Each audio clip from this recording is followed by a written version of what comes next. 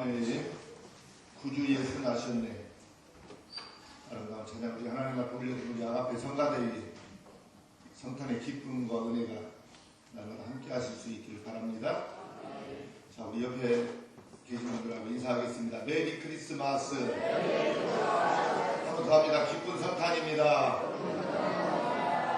그렇습니다. 우리 기쁜 성탄입니다. 하나님께서 이 땅에 독생 성자 예수님을 보내주셨습니다. 하나님께서 예수님을 이 땅에 보내주신 것은 우리를 사랑하셔서 하나님께서 보내주신 줄 믿습니다. 예수님께서 이 땅에 오신 성탄절인 오늘 여러분 모두에게 참 기쁨과 또 평화가 그리고 이 땅의 공의가 이루어질 수 있기를 축복합니다. 네, 오늘 본문은요, 예수님의 탄생에 대해서 이미 700년 전에 예언하고 있는 그 말씀입니다. 그리고 이 말씀은 신약에 와서도 메시아 사건에 대해서 이야기할 때마다 인용된 말씀입니다. 그래서 우리는 사실 이 본문을 아는 것보다 신약을 통해서 이 본문의 말씀을 아마 더 많이 들었습니다. 그런데 저는 오늘 일부러 이사야 본문을 선택했습니다.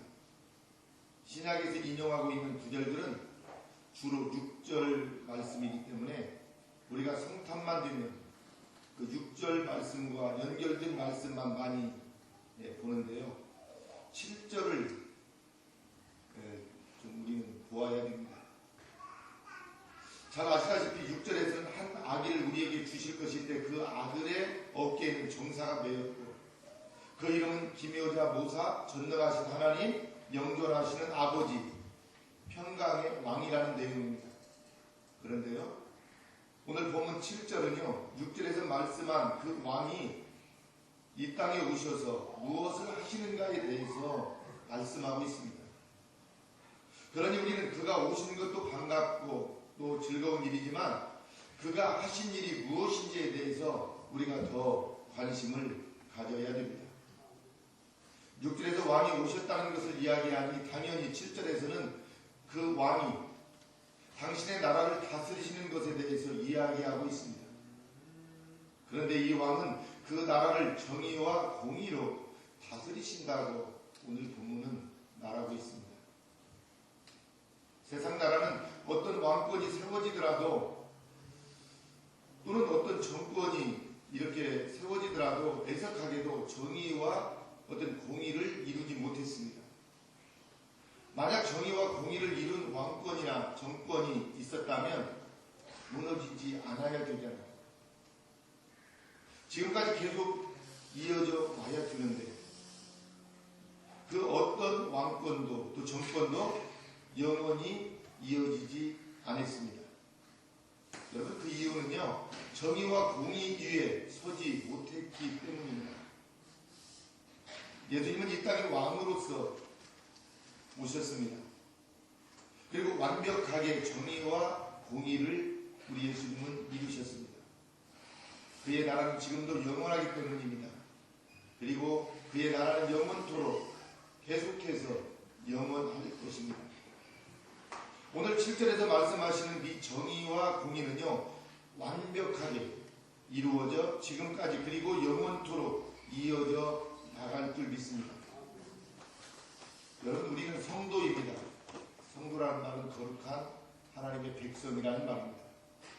영어로 표현하면 크리스천입니다. 그리스도를 따르는 자들이라는 말입니다. 그렇다면 성탄절을 맞아서 우리가 얼마나 그리스도를 따르는가를 우리는 생각해 보아야 됩니다. 우리의 모습 가운데 그리스도를 따르는 모습이 충만하다면 우리는 성탄을 맞아 기쁘게 해를 부르면서 즐거워할 수 있는 자격이 있습니다. 하지만 그리스도를 따르는 데 충실하지 못했다면 단순히 기뻐하는 캐를 우리가 부르기 전에 우리가 회개하는 마음으로 우리 자신을 돌아보아야 됩니다. 그러면 그리스도를 따르는 모습을 어떻게 생각해 볼 수 있을까요? 오늘 7절에서 그가 완벽하게 이루신 공의와 정의가 무엇인지 생각해 보면 됩니다. 속에서도 공의 그리고 정의가 온전하게 이루어졌다는 생각들이 들 정도의 삶을 우리는 살아가면 됩니다. 편의상 공의와 정의를 공의라는 한 가지 단어로 묶어서 오늘 표현을 하겠습니다. 정말 우리는 공의로운 삶을 살고 있는가? 오늘 말씀을 통해서 한번 비추어 보면 좋겠습니다. 같이 하도록 하겠습니다. 예수 그리스도의 십자가에 대해서 확신을 갖는 것이 공의를 이루는 것입니다. 아멘. 여러분, 공의를 이야기할 때는요, 이 원초적인 이 공의에 대해서 이야기할 수밖에 없습니다. 오늘 공의에 대해서 앞으로 두 가지를 더 이야기할 것입니다. 그런데 이 두 가지는 지금 이야기하는 공의에서 기원하고 있음을 알아야 됩니다. 그럼 이 원초적인 공의가 여러분 무엇일까요? 이것을 이야기할 때 어쩔 수 없이 죄에 대한 이야기를 하지 않을 수 없습니다. 만약 인간이 죄를 범하지 않았다면 이 원초적인 공의를 아마 이야기할 필요가 없겠죠. 하지만 역사적인 사실은 여러분 되돌릴 수가 없습니다. 이미 인간이 범죄한 것이 역사적 사실이기 때문에 우리는 죄와 공의에 대해서 생각을 해보게 됩니다. 정의에 대한 1차적인 것은 여러분 죄가 없는 것입니다. 또한 죄가 있다면 그 죄에 대한 값을 온전히 치르는 것이 여러분 공의입니다. 즉 죄의 문제를 완벽하게 해결하지 않고는 공의를 여러분 이야기할 수 없습니다. 인간이 죄에 대하여 어떻게 하는 것이 하나님의 여러분 공의일까요? 이미 아담과 하와에게 하신 말씀에서 하나님의 정의는 아주 분명했습니다. 우리 창세기 2장 17절 말씀을 한번 보도록 하겠습니다. 창세기 2장 17절 말씀 다 같이 시작.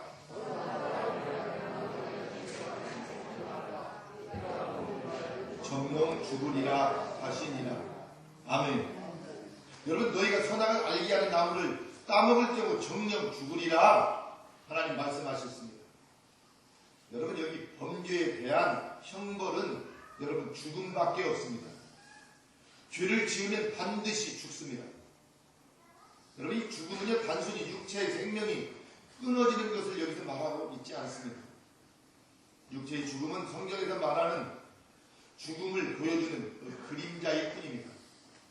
성경에서 말씀하시는 이 죽음은요 영원히 하나님과 분리되어서 지옥 형벌을 받는 것을 여기서 말하고 있는데요, 범죄한 인간에게 주어지는 하나님의 공의는요 영원토록 뜨거운 지옥 불에서 그 죄값을 치르는 것입니다.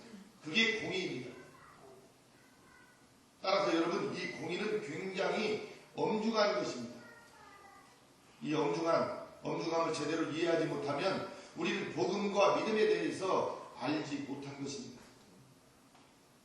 하나님은 죄에 대해서 티끌만큼도 그냥 지나가실 수 없는 것이 하나님의 여러분 공의입니다. 우리는 그러잖아요. 그동안 봉사도 열심히 하고 섬기는 일 열심히 교인을 했으니까 내가 조금 죄를 지으면 하나님이 그냥 넘어가시겠지. 여러분, 이게 착각도 자유입니다. 반드시 죄를 지으면 그 죄의 값을 치러야 됩니다. 이게 하나님의 여러분 공의입니다. 아담 이래로 인간은 죄 아래에서 태어납니다. 그리고 살아가면서 이런저런 죄를 또 지을 수밖에 없습니다. 어쩌면 살아가는 만큼 죄를 짓는다는 말이 더 맞을 것입니다. 그렇다면 인간은 하나님 앞에서 소망이 있을 수가 없습니다. 죄에 대해서 티끌만큼도 그냥 지나갈 수 없는 게 하나님의 공의이기 때문에 그렇습니다. 따라서 하나님이 공의로우시다는 것은 인간에게 있어서는 아주 무서운 일이죠. 무서운 일입니다.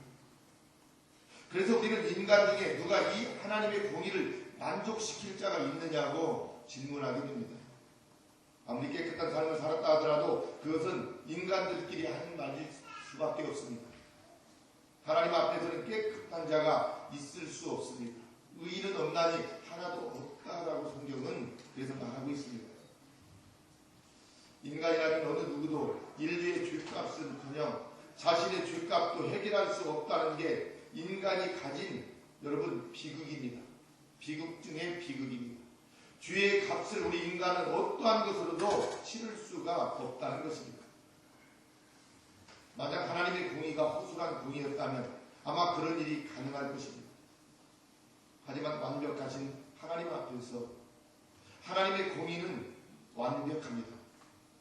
그러니 인간 어느 누구도 죄의 문제를 해결할 수 없는 것입니다. 예수 그리스도의 십자가는 이 문제를 해결하는 유일한 방법입니다. 인간이 해결할 수 없기 때문에 하나님이신 예수님이 이 땅에 오셔야만 했던 것입니다.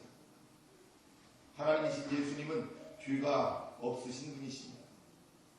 죄가 없으신 예수님께서 죄인들을 대신해서 대속의 죽음을 죽으시기 위해서 십자가를 지셨기 때문에 인간에게 하나님의 공의가 이루어지게 된 것입니다. 우리는 우리 자신들의 공로로 하나님 앞에 공의를 얻은 게 아닙니다. 예수님이 이루신 공의를 우리의 공의로 여겨주시는 하나님의 은혜로 저와 여러분들은 구원받은 것입니다. 이것이 하나님의 여러분 공의입니다.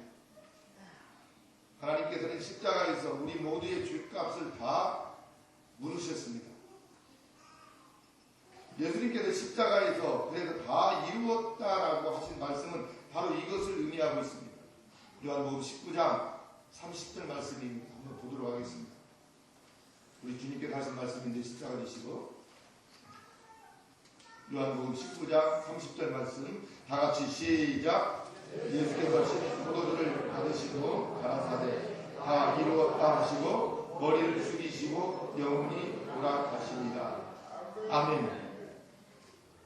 내가 하나님의 공의를 이루기 위하여 치를 값은 다 치렀다는 말씀을 주님께서는 십자가 지시고 마지막 말씀하셨습니다. 우리는 하나님의 사랑을 많이 이야기합니다. 그런데 이 하나님의 사랑은 공의가 빠진 여러분 사랑이 아닙니다. 공의를 완벽하게 이루신 사랑입니다. 십자가의 사랑이 말입니다. 공의를 인간이 자기 스스로 이룰 수 없기 때문에 독생자를 보내셔서 대신 그 값을 치르게 하시면서 사랑하셨습니다. 그래서 하나님의 사랑이야말로 진정한 사랑인 것입니다. 공의를 모른 척 하심으로 사랑하신 게 아니라 공의를 당신이 직접 이루심으로 그렇게 이루기 위하여 독생자를 희생하심으로 공의를 하나님은 이루셨습니다. 이렇게 사랑하셨기 때문에 하나님의 사랑이 영원할 수 있는 것입니다. 예수님께서 이루신 공의의 첫 번째는 그의 십자가입니다. 그러니 예수 그리스도의 오심을 기억하는 오늘 우리가 다시 한번 되새겨야 할 것은 바로 십자가의 공의입니다. 우리는 십자가에서 이루신 하나님의 공의를 기억하면서 우리가 하나님의 자녀가 될 수 있는 이유가 그리고 하나님이 원하시는 그 이어진 그 공의를 이룰 수 있는 길이 바로 십자가에서 여러분 이루어졌음을 우리가 확신하고 십자가 아래로 나가서 꿇어 엎드리는 성도가 여러분 되어야 됩니다. 이것이 기억되지 않으면 성탄은 의미가 없습니다. 같이 합니다. 우리가 속에 있는 자리에서 불공평을 뿌리 뽑아내는 삶을 사는 게 공의입니다. 아멘. 여러분 이 공의는요 말 그대로 옳은 것입니다. 옳은 것을 공의라고 합니다. 더 정확하게 표현하면 하나님의 뜻에 맞게 맞는 게 하나님의 뜻에 맞는 것이 그것이 공의입니다. 우리는 그잖아요. 내 생각, 내 마음을 맞으면 하고 그렇지 않고 그냥 넘어가 버리고 여러분 내 뜻과 내 마음으로 사는 게 아니라 하나님의 뜻에 맞추어서 사는 것이 바로 공의로운 여러분 삶인 것입니다. 예수님께서 공의로 다스신다는 말은 결국 하나님의 뜻이 이루어지게 하신다는 말입니다. 그렇다면 우리는 그의 다스림을 여러분 받아야 됩니다. 그럴 때 하나님의 뜻이 우리를 통해서 이루어지게 되는 것입니다. 여러분, 우리는 작은 그리스도들입니다. 여러분, 크리스천이라는 말이요, 바로 그런 의미가 있습니다. 예수님이 이 땅에 오심을 제대로 기념하는 자라면 작은 그리스도답게 공의를 이루는 삶을 여러분 사는 자가 되어야 됩니다. 그러기 위하여 우리 주변에 있는 불이나 불공평과 싸울 줄 아는 자들도 되어야 됩니다. 정의가 무너지는 것을 보면서도 가만히 있으면 우리 안에 그리스도가 없는 것입니다. 그리스도의 공의로 다스림을 받는 자라면 정의가 무너지는 자리에서 거룩한 분노가 솟아 올라와야 됩니다. 그리고 그 거룩한 분노는 보다 더 공의로운 사회가 되기 위한 자신만의 어떤 노력으로 바뀌어져야 됩니다.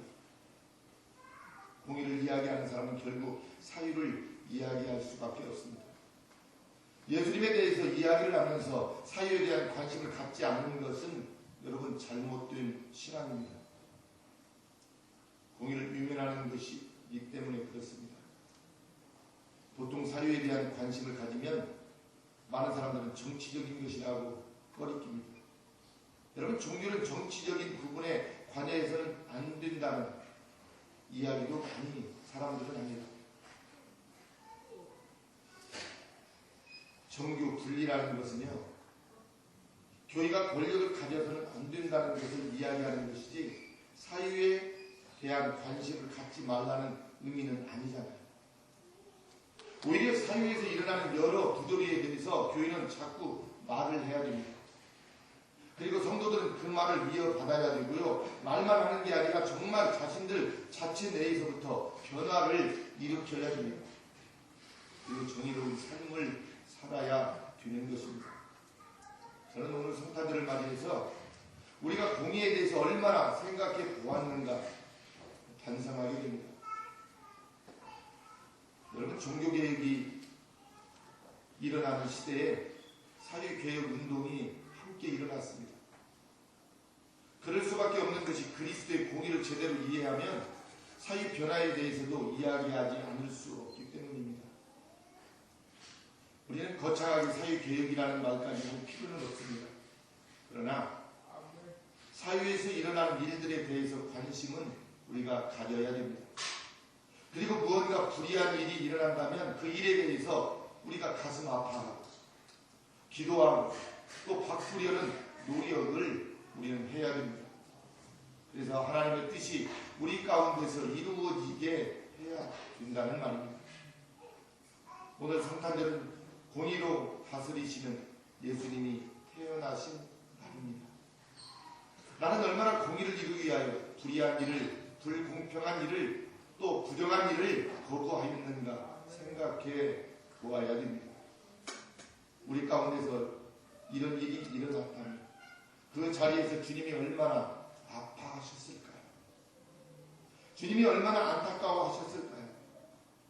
이젠 사회가 하나님 앞에서 공의롭게 서야 한다는 생각을 갖고 사회를 바라보는 시선이 달라질 수 있길 바랍니다. 다른 사람들이 다 하니까 나도 해야 된다고. 아닙니다.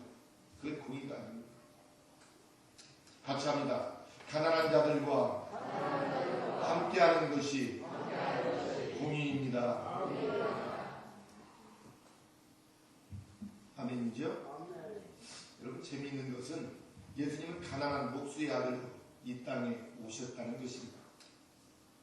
당시 사람들이 예수님을 알아보지 못한 이유도 여기에 있었습니다.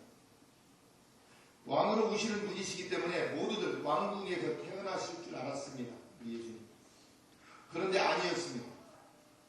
예수님은 가난한 목수의 아들로, 그것도 태어나실 때에는 허름한 마국간에서 말 부유에 주님은 태어나셨습니다.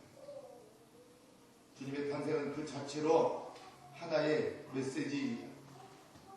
예수님께서 오신 자리는 가난한 자리였습니다. 그러니 우리가 가야 할 자리도 마땅히 가난한 자들이 있는 자리로 가야 됩니다. 예수님이 가시는 곳마다 어떤 사람들이 있었습니까? 가난한 사람들이 있었습니다. 거지들이 있었습니다. 병자들이 있었습니다. 또 예수님께서는 그들과 동고동락하셨고 그들을 치료하여 주셨습니다. 그러니 성탄의 의미는 다른 데서 찾을 게 아니라 가난한 자들 속으로 들어가는 모습에서 찾아야 됩니다. 예수님은 세리와 죄인들의 친구가 되기를 꺼리지 않으셨습니다. 그 말씀이 마태복음 11장 19절에 있습니다. 한번 보도록 하겠습니다. 마태복음 11장 19절 말씀. 우리 다 같이 시작. 인자는 와서 먹고 마시네 말하기를 오라 먹기를 탐하고 포도주를 즐기는 사람이요 세리와 죄인의 친구로다 하니 지혜는 행한 일로 인하여 물방울 없느니라. 아멘. 오히려 그들 속으로 즐겨 들어가셨습니다. 주님은요. 그러니 우리가 가야 할 자리도 역시 어때요? 어려운 이웃들입니다. 여러분, 우리 장생꾼 사랑의 교회와 공동체가 정말 예수님 닮은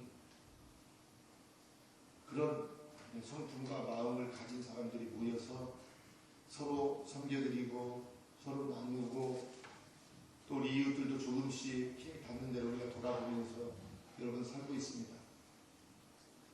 저는 공동체를 20년 이렇게 섬겨오면서 참 마음이 많이 무겁고 힘들 때가 많습니다. 지난주에 우리 한반도 선교회 그 모임에 다녀왔습니다. 그 목사님은 1년 징역을 갔다 오셨어요. 사회복지 사업법에 복리됐습니다. 목사님이신데 어려운 이웃들을 저보다도 우리 공동체보다도 훨씬 더 오래 하신 목사님이십니다. 연세도 저보다 많으시고. 그런데 그 목사님 그 말씀 하시대요.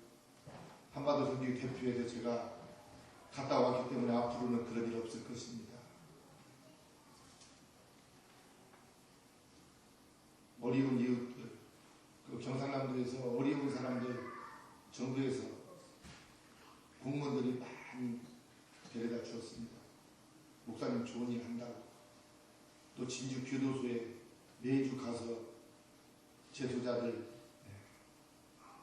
복음 전하고 예배드리고 손 따뜻하게 잡아주셨습니다.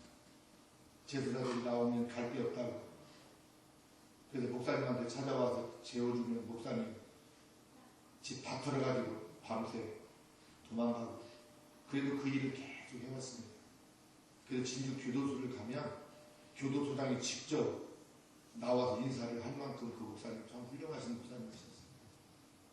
근데 천사와 같은 목사님의 사회사업법은 악마로 만들어서 감옥에 집어넣었습니다. 결국 몇십 년 동안 목회를 해왔는데 돌아오는 것은 감옥행이었습니다. 근데 사모님이 이제 장애인들을 이제 몇 분 모시고 이렇게 계셨는데 사모님도 많이 힘들었는데 목사님이 또 일을 하시다가 1년 동안 안 계시니까 얼마나 힘들었겠어요. 이게 주변에 그 목사님들이 쌀도 갖다 주시고 힘내시라고 자꾸 해서 포기하고 싶을 때가 많았는데 목사님이 교도소에서 나오시면서 그 생각을 했대요. 결국에 본인의 모습이 이런 초라한 모습이니까 이제 이 사역을 거의 마무리해야 되겠다 마음을 가지고 나갔는데 열심히 그 장애인들이 그곳을 떠나지 않고 열심히 목사님을 위해서 기도하고 그 모습을 보면서 다시 목회를 힘을 얻고 시작을 했다고 합니다. 여러분 그렇습니다. 요즘 나라가 잘 살다 보니까요. 어때요? 정부에도 다 어려운 일들을 돕습니다. 교회도 그렇게 크게 막 할 일들이 많지 않습니다. 우리가 어제 성탄절 전날 밤 우리가 여기 발표를 하고 축하 행사를 했는데요. 우리가 4주 동안 대림절 기간 동안 우리 예수님 이 땅에 오심을 우리가 기도하고 준비하면서 늦은 밤까지 2시간 거의 반 정도 하는 것 같아요. 어제 보니까. 우리 예수님 참 얼마나 기뻐하셨을까. 우리 전 공동체 가족들과 성도님들이 참여하신 분들이 다 이 강당에 올라오셔서 기쁘다 부르셨는데 우리 예수님이시고 찬양하고 마지막 프로그램에서 우리 차경리 목사님 연세가 많으심에도 불구하고 올라오셔서 또 찬양도 하시면서 그 기뻐하시는 그 모습. 여러분, 참으로 우리 교회와 공동체가 하나님 보시기에 아름다운 여러분 공동체임을 여러분 믿으시기를 바랍니다. 직원들이 있는데 이 목사님 하시는 말씀이 그래요. 봉급을 하나도 못 줬대요. 그래서 이제 그만 가셔서 직장 생활도 하시고 열심히 사십시오 하고 다 떠나라고 했대요. 근데 이 직원분들이요 하나도 안 떠나고요. 전도사님들도 그 부목사님들도 떠나지 않고요. 계시는 거예요.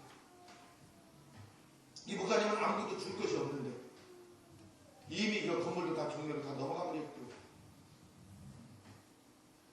줄 것이 없는데 그래서 그동안 고생 많이 하셨는데 이제 새로운 삶을 찾아서 가십시오 하고 다 보내드리겠답니다. 근데 안 가시는 거예요. 봉급을 안 주는데도 안 가시는 거예요. 주방에서는 막 70이 넘은 막 그 권사님들이 세 분이 막 주방에서 사모님은 주방에 들어오지도 말라고 너무나 고생 많이 해요. 우리가 해야 돼요. 연세 많으신 분들이 막 그 섬김의 그 아름다운 모습을 저는 보면서 참 많이 부럽기도 하고요. 저도 공동체 하면서 참 많이 저희 집사람과 힘들 때도 참 많았습니다. 정말 어떤 때는 떠나고 싶을 때 심지어는 얼마만큼 저도 힘들었냐면 정부에서 너무 심하게 하니까 그죠? 다 데려가면 좋겠다. 한 사람만 남아도 나는 목표를 해야 되는데 다 데려가면 그리고 집사람하고 그냥 선교지 가면 여기보다 편히 살 수 있어요. 얼마든지. 그래서 선교지를 나가려고 했어요. 근데 하나님께서는요 여러분들 떠나지 않게 하시고 이곳에서 정말 열심히 이른 아침부터 늦은 시간까지 얼마나 열심히 여러분들이 일해 주셨는지 몰라요. 어제 같은 날 우리 주변에 많은 교회들이 있습니다. 전에 10년 전에는요 성탄절이 돌아오고 명절이 돌아오면요 우리 공동체에 과일이 떨어지지 않았습니다. 그죠? 그죠? 힘들고 어렵게 사시는데 교회에서 모은 헌금 가지고 막 라면도 몇 박스씩 사오고 선물이 안 떠들었어요. 여러분 찾아오는 손님이 하나도 없어요. 교회가 지금 없습니까? 어려운 이웃들하고 지금 나누고 있습니까? 그렇지 않습니다. 저는 참 감사했어요. 우리 이근 집사님의 말씀드린 거 죄송한데 혼자 가시잖아요. 연세도 많으시잖아요. 80이 지금 가두신 거예요. 80이 넘으셨죠. 근데 용돈 모아가지고 라면 귤을 몇 박스 하고 우리 공동체도 이웃을 막 옷들 우리 가족분들 그걸 몇 보따리 싸가지고 끙끙 그것을 메고 오시고 저 논산에서 택시를 타고 오셨어요. 짐이 많으니까 논산에서 오시고 저는 우리 교회에 이렇게 훌륭한 우리 성도님들이 있다는 것이 참 너무너무 기뻤어요. 정말 감사했어요. 다른 교회에서 다른 분들이 찾아오지 않으니까 힘겨운 분들이 오셔서 우리 어떤 성도님은 저는 나이가 많잖아요. 저도 조금 죄송합니다. 목사님 과자 드시라고 어떤 분은 과자를 한 박스 갖다 제 방 옆에 딱 갖다 놓고 가신 분도 있고 과일을 갖다 놓고 가신 분도 있고 제가 오히려 기대해야 되는데 그래서 목회를 하면 할수록요 여러분들의 그 섬김과 사랑과 나눔을 통해서 막 목회가 막 즐거워지고요 막 힘이 막 나요. 할렐루야. 우리 사랑하는 성도님들 그동안 너무나 참 잘하셨어요. 우리 예수님의 공의는 바로 이것입니다. 여러분 오늘 성탄절입니다. 누가 나를 찾아오지 않고 누가 나와 함께하지 않아도 창조주이신 우리 하나님께서 임마누엘로 그 이름을 가지고 이 땅에 오셨습니다. 저와 여러분들에게 함께 하시며 여러분 임마누엘의 축복이 우리들의 삶 속에서 날마다 여러분 함께 하실 수 있기를 바랍니다. 여러분 예수님이 이 땅에 오셨습니다. 그런데 예수님이 이 땅에 오셔서 이루신 일은 여러분 무엇입니까? 공의로 당신의 나라를 다스리시는 것입니다. 우리가 그의 백성이 그의 다스림을 받는 자라면 마땅히 우리 가운데 공의가 여러분 이루어져야 되는 것입니다. 십자가에서 이루신 예수님의 공의를 여러분 확신하시기를 바랍니다. 불법과 불의와 불공평이 있는 자리에서 그런 불법들이 사라지기 위해서 의로운 싸우는 자들도 성도들이 되어야 됩니다. 부하고 대접받는 자리가 아니라 가난하고 어려운 자리에 즐겨 찾아가시길 바랍니다. 그래도 우리 이번 주에는 저희들이 밑반찬 나누는 걸 통해서 매주마다 섬기고 있는데 작은 양밥 하나씩 사가지고 이렇게 나누어 드렸어요. 작은 거지만 매주 우리가 반찬 나누어 드렸지만 이게 작은 것이라도 또 우리 교회가 조금씩 나눌 수 있다는 것이 여러분 얼마나 행복하고 좋은지 몰라요. 우리 주님께서 이 아름다운 공의의 모습을 우리 주님께서 받으신 줄 믿습니다. 예수님의 공의는 이렇게 시작되는 것입니다. 지극히 작은 거죠. 사람들이 볼 때는 아무것도 아닌 것 같지만 여러분 그것을 나누는 것입니다. 이번 성탄절은 예수님께서 바라보신 곳을 바라보고 예수님께서 가신 곳에 다가가는 그런 성탄절이 될 수 있기를 축복합니다.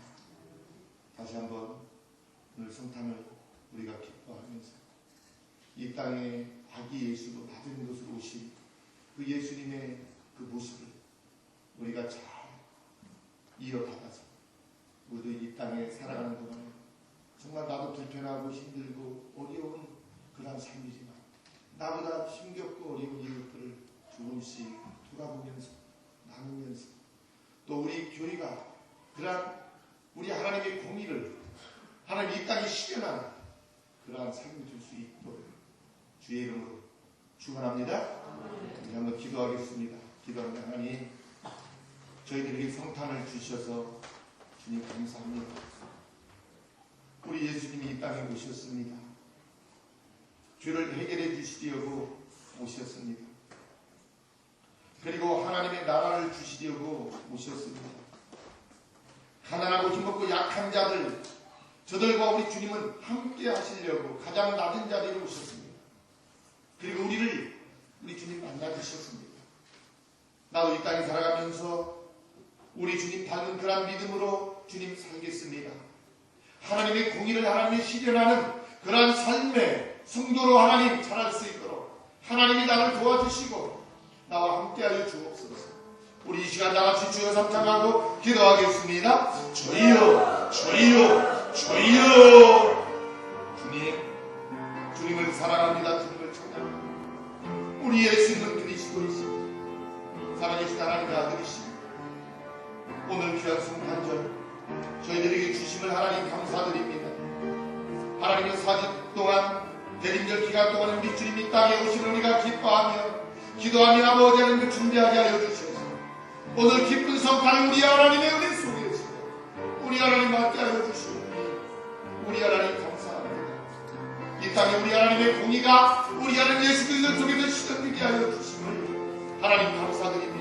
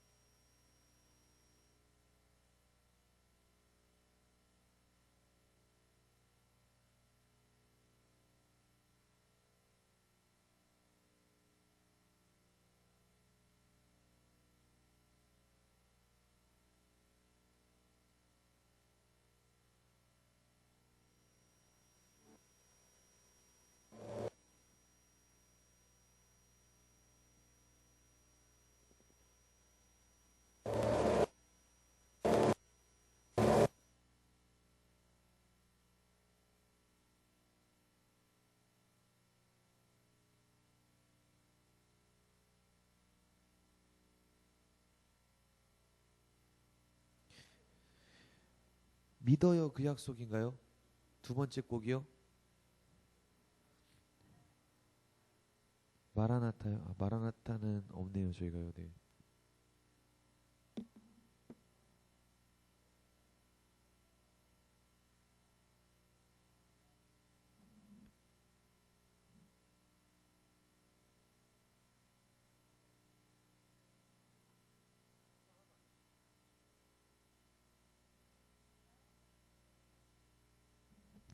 마라나타 그 아무 노래도 다 괜찮으신 거예요? 이것만 하시는 거예요?